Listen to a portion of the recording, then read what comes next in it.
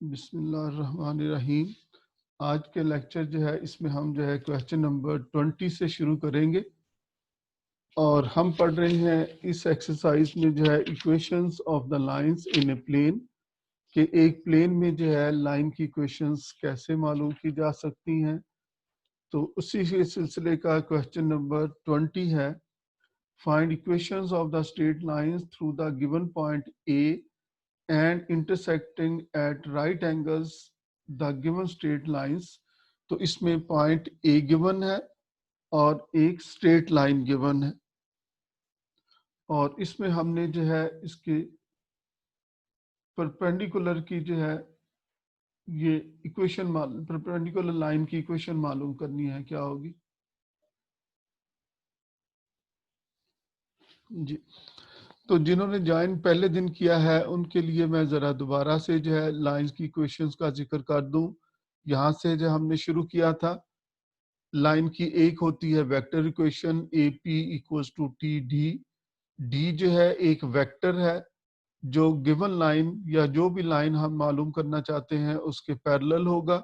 D is a vector parallel to the line a p where d जो है इसके components हैं A B C और ये कंपोनेंट्स जो हैं ये direction ratios of the line या direction numbers of the line कहलाएंगे। यानी कि वेक्टर के जो कंपोनेंट्स हैं ये लाइन के जो है डायरेक्शन रेशियोज या डायरेक्शन नंबर्स कहलाते हैं और इसको वेक्टर की फॉर्म में इस तरह से लिखा जा सकता है ए आई प्लस बी जे प्लस सी के। और अगर जो है लाइन के ऊपर दो पॉइंट्स दिए गए हों तो फिर डायरेक्शन रेशियो या डी की वैल्यू इस तरह से हासिल की जा सकती है x2 minus x1, y2 minus y1 और z2 माइनस z1 से मालूम कर सकते हैं। फिर इसके बाद इसकी आती है पैरामीट्रिक फॉर्म जो है कि एक लाइन की पैरामीट्रिक फॉर्म किसके इक्वल होती है, x equals to x1 plus a t, y equals to y1 plus b t and z equals to z1 plus c T.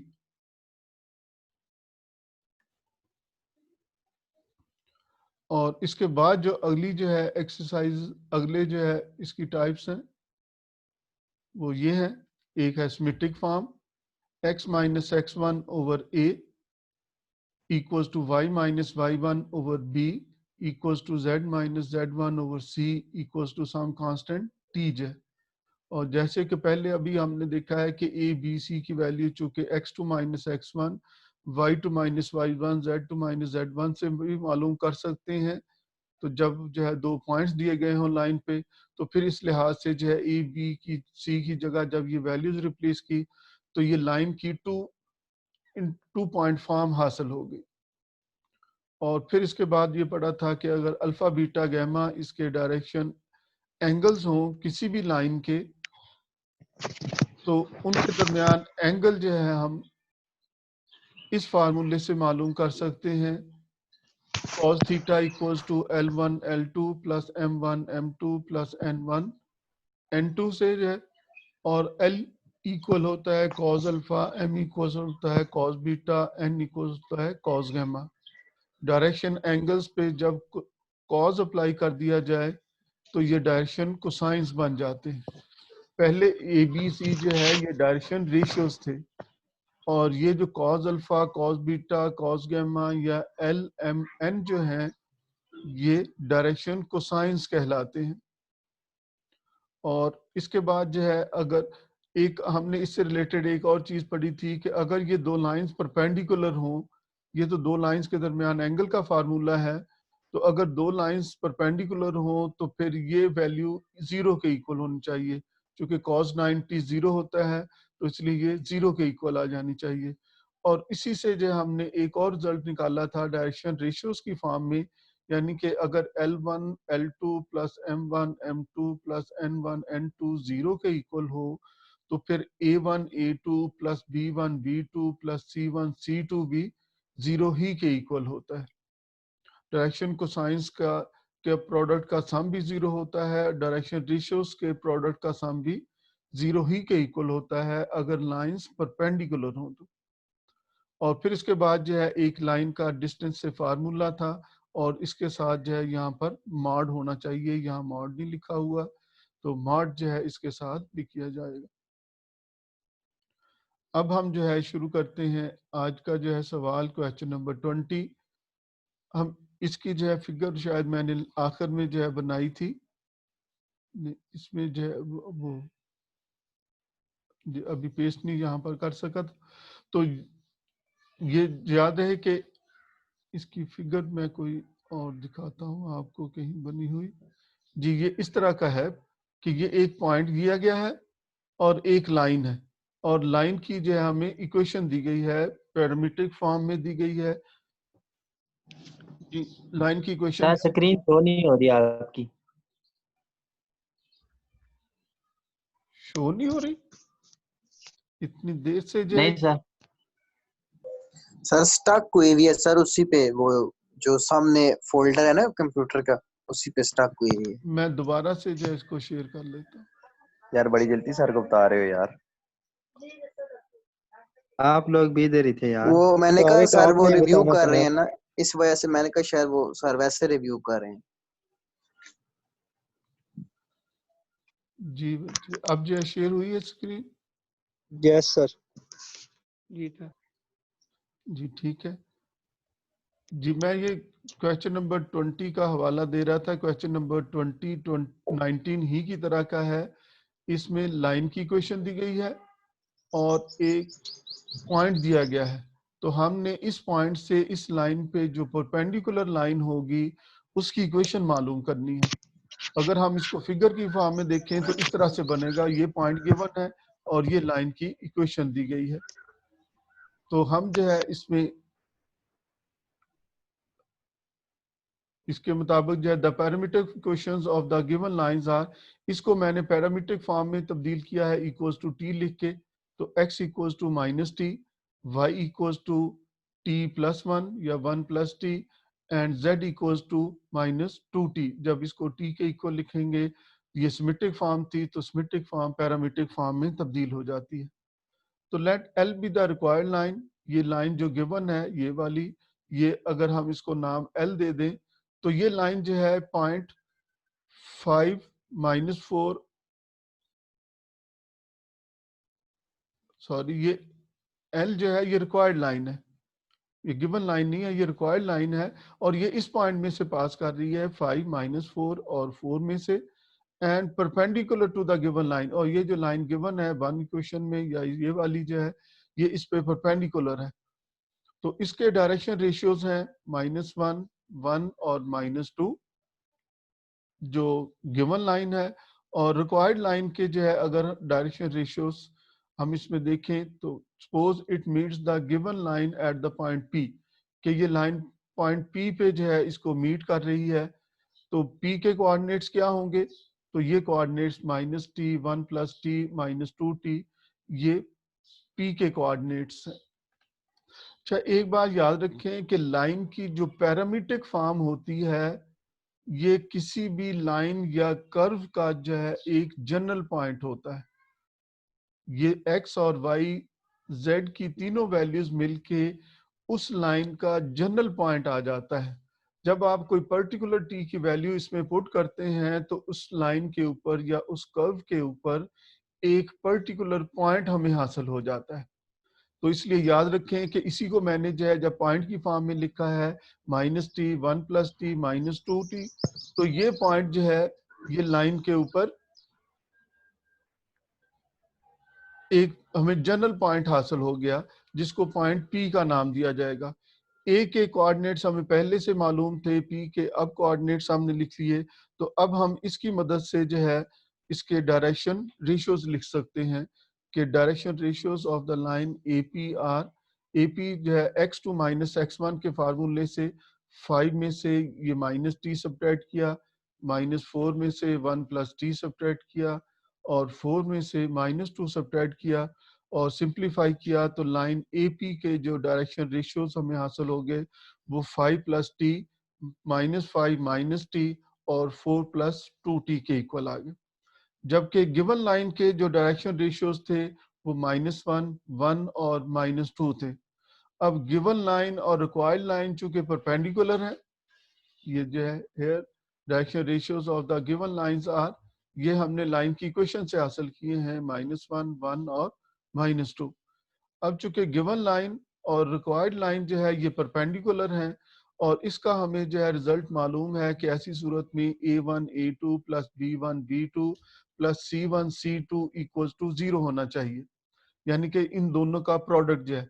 तो -1 into X plus T plus 1 into -5 minus T और plus -2 into 4 plus 2t, this should be equals to 0। तो इसका जो है ये formula इस पे जो यूज किया है हमने पिछले सवालों में यूज किया था, इसलिए यहाँ पर नहीं लिखा हुआ। a1 plus b1 plus c1 equals to 0 जो है ये फार्मूला होता है कि अगर लाइंस परपेंडिकुलर हों तो उनके डायरेक्शन रेशियोज का प्रोडक्ट का सम 0 होता है। और इसको जब सिंप्लीफाई किया तो इससे t की वैल्यू आ गई और t की वैल्यू जो है हमने इस में जो है यूज की है। तो डायरेक्शन रेशियोज ऑफ APR तो वो बन गए 2 - 2 जो है। अब इसमें जो है ये चूंकि उसके डायरेक्शन रेशियोज थे लाइन AP के, और इसमें जब t की ये पर्टिकुलर -3 वैल्यू सब्स्टिट्यूट की है तो इससे जो है लाइन AP के हमें डायरेक्शन रेशियोज हासिल हो गए। और अगर हम इसको एक ही नंबर से डिवाइड कर दें तो ये डायरेक्शन रेशियोज 1 -1 और -1 बन जाते हैं, यानी कि चूंकि ये रेशियो फॉर्म में होते हैं तो इसलिए किसी एक नंबर से मल्टीप्लाई या किसी एक नंबर से डिवाइड कर सकते हैं। तो हमें जो है फिर हमें इसके पॉइंट्स मालूम हो गए। तो जिस लाइन की इक्वेशन हमने मालूम करनी थी उस पे ये एक पॉइंट मालूम था और इसके हमें डायरेक्शन रेशियो चाहिए थे, जो हमने जो है अब हासिल कर लिए हैं। वो डायरेक्शन रेशियो चूंकि 1 -1 और -1 है तो फिर इस लिहाज से जो है इसकी इक्वेशन ये पैरामीटर फॉर्म से जो है x equals to x1 plus at, y equals to y1 plus bt and z equals to z1 plus ct।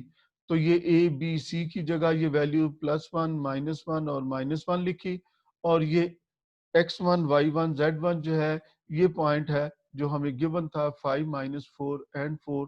तो इसको हमने यूज करके इसमें इसकी जो है रिक्वायर्ड AP लाइन की इक्वेशन जो कि गिवन लाइन पे परपेंडिकुलर थी उसके कोऑर्डिनेट्स मालूम कर लिए। जी, इससे रिलेटेड किसी ने सवाल पूछना है तो अभी अपना माइक ऑन करके सवाल पूछ लें।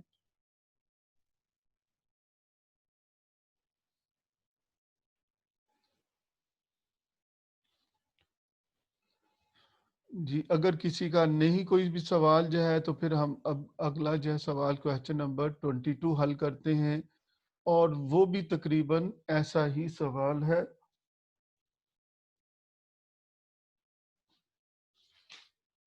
और ये एक निस्बतन ज़्यादा अहम सवाल है। पहले भी जो अहम ही थे सवाल जो है यूनिवर्सिटी के पेपर्स में आए हुए हैं सवाल, और ये सवाल भी जो है यूनिवर्सिटी के पेपर्स में आया हुआ है। और सवाल ये है find the equation of the perpendicular from the point two the line. ये वाला सवाल ही था जो हमने अभी हल किया है, लेकिन अब इसमें एक और इजाफा किया गया है आल्सो फाइंड इट्स लेंथ, इसकी लेंथ भी मालूम करनी है, and coordinates of the foot of the perpendicular, और फुट ऑफ द परपेंडिकुलर इसके कोऑर्डिनेट्स भी मालूम करने हैं। ये पॉइंट P गिवन है और इसकी इक्वेशन हमने मालूम करनी है, और इस पे अगर फुट इसका परपेंडिकुलर का A है तो इसके कोऑर्डिनेट्स हमने मालूम करने हैं। तो ये सिमेट्रिक फॉर्म में लाइन की इक्वेशन दी गई थी। तो ये लाइन की इक्वेशन जो है चूंकि x - x1 over a equals to y - y1 over b equals to z - z1 over c होती है। तो फिर इस लिहाज से ये लाइन पॉइंट 0, 1 और 2 में से पास कर रही है, 0, 1, 2 में से पास कर रही है, और इसके डायरेक्शन रेशियोज जो है 1, 2 और 3 हैं। ये गिवन लाइन के जो है डायरेक्शन रेशियोज हैं। तो अगर मैं इसको जो है t के इक्वल लिख के इसकी पैरामीट्रिक फॉर्म बनाऊं तो ये पैरामीट्रिक फॉर्म इस गिवन लाइन की बन गई x equals to t, y equals to 1 + 2t and z equals to 2 + 3t। चाहे ये जो पॉइंट लिखा हुआ है ये मालूम करने के बाद लिखा हुआ है, ये गिवन में नहीं आता। ये यहाँ जब हमने मालूम किया है तो इसके बाद मालूम करने के बाद फिर यहाँ पर लिखा है, तो इसलिए इसको कंफ्यूज ना कीजिएगा कि ये गिवन कोई पॉइंट है, ये गिवन नहीं है, ये मालूम किया है हमने, चूंकि सवाल में कहा गया था कि इस फुट के जो है कोऑर्डिनेट्स मालूम करने हैं। तो इसमें जो है हम पहले जो है इसकी इक्वेशन चूंकि परपेंडिकुलर की मालूम करनी है, तो पिछले सवाल ही की तरह जो है हमने ये जनरल पॉइंट आ गया इस लाइन के, गिवन लाइन के ऊपर, और अगर मैं इस पॉइंट को x y z कह दूं तो ये x1 x minus one y minus one, इस पॉइंट को इसको यूज करके इसके डायरेक्शन रेशियोज लिखे हैं। तो x2 माइनस x1 वाला फार्मूला यूज करके x minus one, y minus six और z माइनस थ्री जो है इसके कोऑर्डिनेट्स लिख लिए, सॉरी इसके डायरेक्शन रेशियोज लिख लिए। और AP and given lines are perpendicular, तो जो लाइंस परपेंडिकुलर होती हैं उनमें डायरेक्शन रेशियोज के प्रोडक्ट का सम 0 होता है। A1 A2 plus B1 B2 plus C1 C2 0 के इक्वल होना चाहिए जो है। तो गिवन लाइन के डायरेक्शन रेशियोज जो है 1 2 और 3 थे, और जो हमने रिक्वायर्ड परपेंडिकुलर है उसके ratios x minus one, y minus six, z minus three थे। तो अब इन दोनों का प्रोडक्ट बना लिया, और प्रोडक्ट बना के यही लिखा, इसमें इसकी वैल्यूज रिप्लेस कर दी, और फिर इसके बाद इसमें x की वैल्यूज रिप्लेस की। ये जो x y और z की वैल्यूज थी वो इसमें रिप्लेस करके इसको सिंप्लीफाई किया है, तो इससे t की वैल्यू आ गई। और t की वैल्यू जब ये वापस जो है इस x y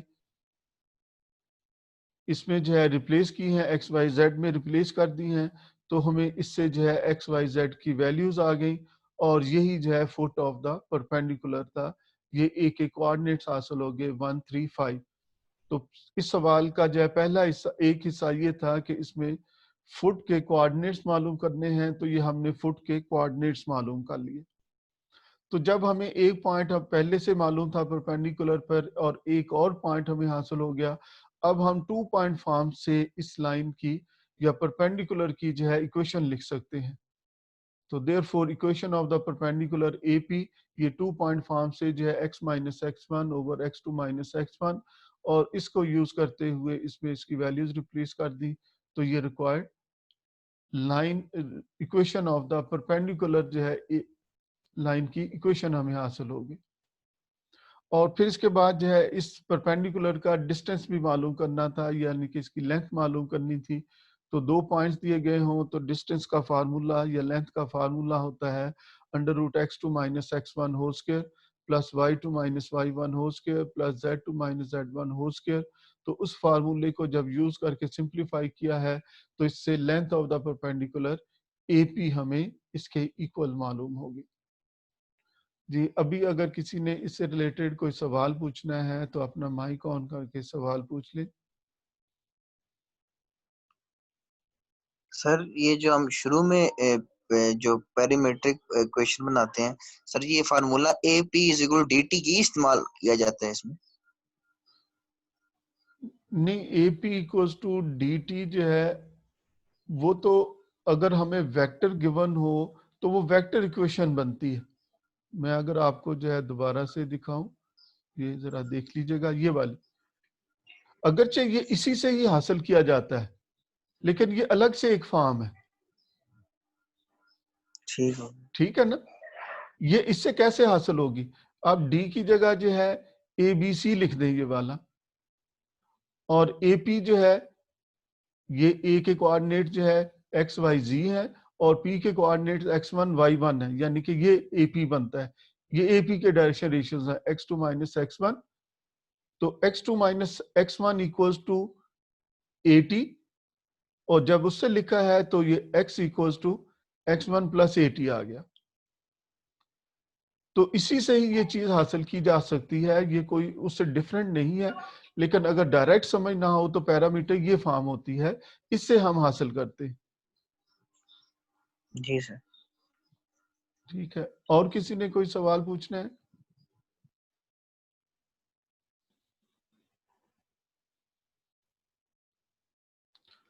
चले, कोई भी सवाल तो हम अगला सवाल शुरू करते हैं, वो है क्वेश्चन नंबर 23। क्वेश्चन नंबर 23 है, find a necessary and sufficient condition that the points P, Q, R are collinear जी इसकी एक नेसेसरी एंड सफिशिएंट कंडीशन मालूम करनी है। अगर ये 3 पॉइंट्स जो स्पेस में पॉइंट्स दिए गए हैं ये कोलिनियर पॉइंट्स हों, अगर तो प्लेन में होते तो हम इनके डिटर्मिनेंट्स का प्रोडक्ट 0 कर देते, तो इससे जो है ये कोलिनियर हमें मालूम हो जाते। लेकिन अब चूंकि ये स्पेस में दिए गए हैं ये पॉइंट, तो इसके जो है कोलिनियर की कंडीशन जो है वो एक डिफरेंट तरीके से हम मालूम करेंगे। तो सबसे पहले हम 2 पॉइंट में से पास करती हुई लाइन की इक्वेशन 2 पॉइंट फॉर्म से हासिल करते हैं। Equation of A line through a point P and Q, वो 2 पॉइंट फॉर्म जो है वो बनती है x minus x1 over x2 minus x1 equals to y minus y1 over y2 minus y1 equals to z minus z1 over z2 minus z1 equals to t से जो है हम इसकी वैल्यू मालूम करते हैं। तो जब इसकी वैल्यूज इसमें हमने रिप्लेस कर दी, इसको इधर रिप्लेस किया, सॉरी क्रॉस मल्टीप्लाई कर दिया दूसरी तरफ, तो x की ये वैल्यू हासिल होगी, y की ये वैल्यू हासिल होगी और z की ये वैल्यू हासिल होगी। अब ये चूंकि लाइन जो है ये 3 पॉइंट में से पास करती है और इसमें अभी हमने सिर्फ 2 पॉइंट्स यूज किए थे, और अगर जो है वो तीसरा पॉइंट भी उस पर लाई करता है तो इसकी इक्वेशन को सेटिस्फाई करेगा। अगर ये पॉइंट जो है ये इस लाइन पे लाई करता है तो फिर इन इक्वेशंस को सेटिस्फाई करेगा। तो एक्स वाई जेड की जगह जो है फिर इस पॉइंट की वैल्यूज रिप्लेस कर दी, तो एक्स की जगह x3, वाई की जगह y3 और z की जगह z3 आ गया, और इसको सिंप्लीफाई किया तो इससे जो है x3, y3 और z3 की वैल्यू हमें ये हासिल होगी। अब इन तीनों इक्वेशंस को मजीद सिंप्लीफाई करके लिखा है, तरतीब से लिखा है, तो ये x1 पहले, x2 पहले बाद में और x3 बाद में, उसके बाद में लिख लिया और इसको एक तरतीब के साथ लिख दिया, तो ये 3 इक्वेशन बन गई। और अगर हम इससे जो है t की वैल्यू जो है एलिमिनेट करेंगे तो ये एक डिटर्मिनेंट की फॉर्म में इसको लिखा जा सकता है। यानी कि अगर हम इस डिटर्मिनेंट की जो वैल्यू एक्सपेंड करके मालूम करेंगे, वही वैल्यू जो है इन तीनों इक्वेशंस को सॉल्व करके हासिल की जा सकती है। अगर हम इससे जो है टी की वैल्यू की तरीके से जो है एलिमिनेट कर देते हैं, एक इक्वेशन से निकाल के दूसरी में, दूसरी से निकाल के तीसरी में रिप्लेस कर देते हैं कि इससे टी एलिमिनेट हो जाए, तो इससे जो इक्वेशन बनेगी वो इस डिटर्मिनेंट की वैल्यू ही के इक्वल आएगी। एक सिंप्लीफाइड फॉर्म इसकी बन गई है, और यही इसकी जो है नेसेसरी एंड सफिशिएंट कंडीशन है जिसके तहत जो है ये लाइन इस पे परपेंडिकुलर होगी, और अगर इसका ट्रांसपोज कर दें तो वो इस फॉर्म में लिखी जा सकती है। तो 3 पॉइंट्स के कोलिनियर होने की जो है ये नेसेसरी एंड सफिशिएंट कंडीशन, ये एक डिटर्मिनेंट की वैल्यू बनती है। यानी कि इसको एक्सपेंड करके जो भी इक्वेशन हासिल होगी वही इसकी जो रिक्वायर्ड कंडीशन बनेगी। ये अब और ये स्क्रीन जो है शेयर करना बंद हो गई थी जी, दोबारा से मैं जो है इसको शेयर कर रहा हूँ। ये बिस्मिल्लाहिर्रहमानिर्रहीम। अब हम पढ़ते हैं इक्वेशंस ऑफ द प्लेन्स। पिछली एक्सरसाइज में हमने जो है इक्वेशंस ऑफ द लाइंस पढ़ी थी, और उसके लिए 2 बड़ी चीज अहम थी। एक जो है वेक्टर जो parallel to the given line था, उसके कंपोनेंट्स हमें मालूम होने चाहिए, और दूसरा जो है लाइन के ऊपर एक पॉइंट मालूम हो या 2 पॉइंट्स मालूम हो, तो फिर हम उससे जो है लाइंस की मुख्तलिफ इक्वेशंस मालूम कर सकते थे। जबकि इसमें जो है प्लेन्स की इक्वेशंस की मुख्तलिफ फॉर्म्स हैं, और इसके लिए हमें उसमें पैरेलल वेक्टर के कंपोनेंट चाहिए थे, जबकि इसमें जो है परपेंडिकुलर वेक्टर के कंपोनेंट चाहिए होंगे जिसको नॉर्मल वेक्टर कहा जाएगा। और ये पहली जो फॉर्म है इसकी, ये पॉइंट नॉर्मल फॉर्म कहलाती है। a into x minus x1 plus b into y minus y1 plus c into z minus z1 equals to 0। ये इसकी पॉइंट नॉर्मल फॉर्म है। इसको पॉइंट नॉर्मल फॉर्म क्यों कहा गया है? क्योंकि x1, y1, z1 ये पॉइंट जो है यूज हो रहा है, तो इसलिए जो है इसको पॉइंट का नाम दिया गया। और ए बी सी चूंकि नॉर्मल के कंपोनेंट्स यूज हो रहे हैं, नॉर्मल वेक्टर के, तो इसलिए जो है इसको नॉर्मल जो है का नाम दिया गया है। तो ये पॉइंट नॉर्मल फॉर्म बनती है इसकी।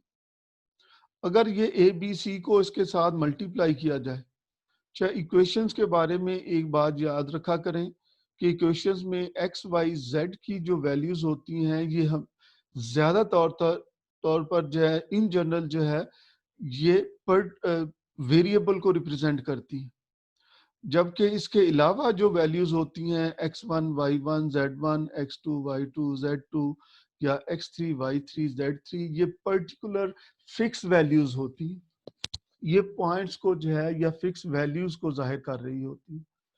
तो इसमें इस लिहाज से अगर मैं a को मल्टीप्लाई करूं तो ax plus B Y plus सी जेड आएगा और माइनस के साथ जो आएगा ax1 plus B Y one plus सी जेड वन आएगा। अगर ये मैं minus ax1 minus B Y one minus C Z one जो कि मुकम्मल तौर पे कांस्टेंट है इसका एक नया नाम d रख दूं तो यही इक्वेशन जो है इस फॉर्म में तब्दील हो जाती है।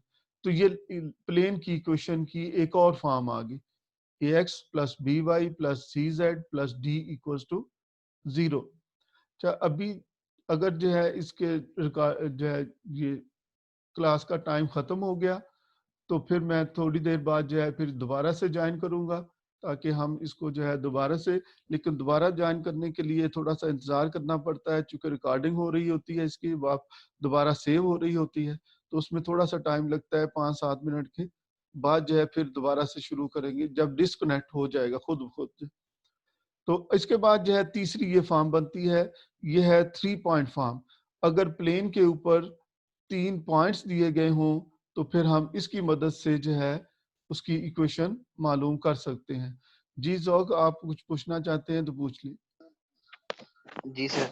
सर ये जो आपने बताया ये डी जो है ये ax1 ay1 और az1 के बराबर होगा। हाँ जी, ये इसके जो है इसका अगर एक नया छोटा सा यानी कि इस इक्वेशन को अगर हम छोटी फॉर्म में जो है लिखना चाहते हो तो इस तरह से लिख सकते हैं और इसमें अंडरस्टूड होगा कि डी क्या चीज है, minus ax1 minus B Y one minus C Z one.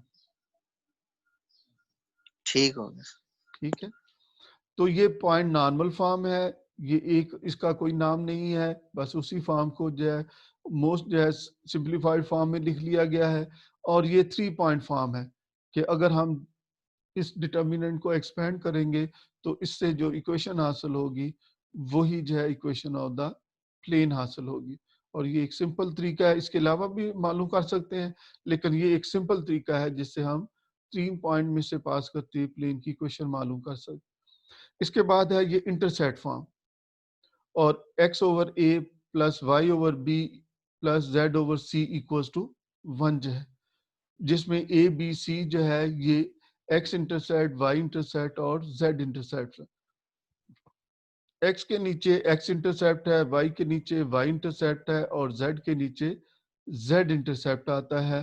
तो इसको जो है जब इस तरह से लिख लिया जाए इक्वल्स टू 1 करके तो ये इंटरसेट फॉर्म इसकी हासिल हो जाती है। इसको जब आप जो है बुक से जो है देखेंगे, एस.एम. यूसुफ साहब की बुक से देखेंगे तो इसको इससे हासिल किया गया है।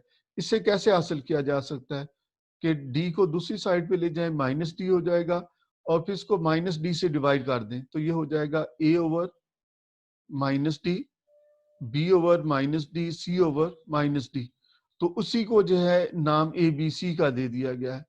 तो आप वहां पर बुक में देखेंगे तो ए बी सी की जो है एक पर्टिकुलर वैल्यू लिखी हुई है कि ए बी सी जो है ये माइनस डी ओवर ए है, बी जो है minus b over minus d over b के इक्वल है और सी जो है ये माइनस डी ओवर ए के इक्वल है, सॉरी माइनस डी ओवर सी के इक्वल है। ये इसलिए मैंने बताई है कि ऑब्जेक्टिव टाइप में कभी जो है इससे रिलेटेड कुछ पूछा जाए तो आपके इल्म में होना चाहिए कि ये ए बी सी इंटरसेप्ट अगर हम इस फॉर्म से हासिल कर रहे हों तो उनको क्या लिखा जा सकता है। फिर इसके बाद है नॉर्मल फॉर्म इसकी जो है, तो नॉर्मल फॉर्म जो है वो l x plus m y plus n z equals to p आता है। अब इसमें जो है ये बात जहन में रखने वाली है कि एल एम एन क्या चीजें हैं, ये रिप्रेजेंट करती हैं डायरेक्शन कोसाइंस को। ये किसके डायरेक्शन कोसाइंस को रिप्रेजेंट कर रही हैं, ये परपेंडिकुलर के डायरेक्शन कोसाइंस। और कौन सा परपेंडिकुलर, ये इस नॉर्मल फॉर्म में जो परपेंडिकुलर है ये एक पर्टिकुलर परपेंडिकुलर है और वो परपेंडिकुलर जो है ये from origin to the plane है, जबकि इसमें भी जो है नॉर्मल हमने जो है इसमें भी नॉर्मल यानी कि ये परपेंडिकुलर ही है, उसके कोऑर्डिनेट ये है, लेकिन ये नॉर्मल जो है ये किसी भी पॉइंट से प्लेन पर नॉर्मल है, जबकि ये नॉर्मल जो है जो यहाँ पर है ये नॉर्मल सिर्फ फ्रॉम द ओरिजिन है, और उसमें जो है पी जो है उसकी लेंथ है ओरिजिन की, ओरिजिन से परपेंडिकुलर की जो लेंथ है उसको जो है पी के साथ डिनोट किया गया है, और इसकी ये नॉर्मल फॉर्म बन गई है। फिर इसके बाद जो है पॉइंट का लाइन से डिस्टेंस है, ये पॉइंट अगर x1 y1 z1 हो तो उसका जो है इस लाइन से जो डिस्टेंस है वो इस फार्मूले से मालूम किया जा सकता है, d equals to magnitude of ax1 plus by1 plus cz1 plus d divided by square root a square plus b square plus z square से जो। और फिर इसके बाद जो है अगर दो प्लेन्स के दरमियान एंगल मालूम करना हो तो वो इस फार्मूले से मालूम किया जा सकता है, या n1 dot n2 divided by n1 n2 magnitude से जो है, या n1 n2 क्या है, ये नॉर्मल टू द प्लेन्स है, ये normal vectors to the plane है जो शुरू में हमने जिनको ए बी सी के जैसे रिप्रेजेंट किया था। अब चूंकि दो हैं तो इसलिए एक को n1 और एक को n2 कह दिया है, तो इनका प्रोडक्ट लिखा है तो a1 plus a1 a2 plus b1 b2 plus c1 c2 divided by square root a1 square plus b1 square plus c1 square और square root a2 square plus b2 square plus c2 square आ गया। और अगर जो है ये lines perpendicular हो, sorry ये प्लेन्स परपेंडिकुलर हो तो इस एंगल को 90 हो जाएगा और cos 90 0 के इक्वल हो जाएगा, और उस सूरत में कंडीशन रह जाएगी a1 plus a1 a2 plus b1 b2 plus c1 c2 equals to 0। तो दो प्लेन्स के परपेंडिकुलर होने की भी वही कंडीशन है जो दो लाइंस के परपेंडिकुलर होने की कंडीशन है, और दो लाइंस के पैरेलल होने की ये कंडीशन है कि अगर उनके जो है नॉर्मल के कंपोनेंट्स के दरमियान रेशो जो है इक्वल हो आपस में, x कंपोनेंट के दरमियान रेशो, y कंपोनेंट और z कंपोनेंट्स के दरमियान रेशो अगर इक्वल हो तो वो प्लेन्स परपेंडिकुलर होंगे। ये परपेंडिकुलर के लिए इस वैल्यू का 0 होना जरूरी है, जबकि पैरेलल होने के लिए इसका जो है इक्वल होना जरूरी है। तो अभी हम जो है इसको कंक्लूड करते हैं अभी तक के लिए जो है, और